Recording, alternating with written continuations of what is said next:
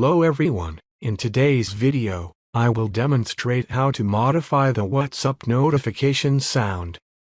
If you wish to alter the sound your device emits when receiving a WhatsApp notification, kindly follow these steps. Open the WhatsApp application on your Android device.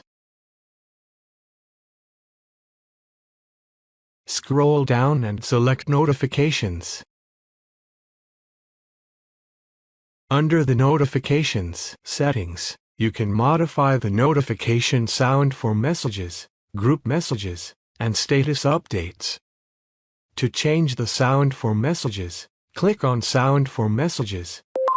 You will be presented with a list of notification sounds. Select the sound of your preference or choose none to mute the notification sound. Once you have selected the desired sound, click on Save at the top right corner to apply the changes.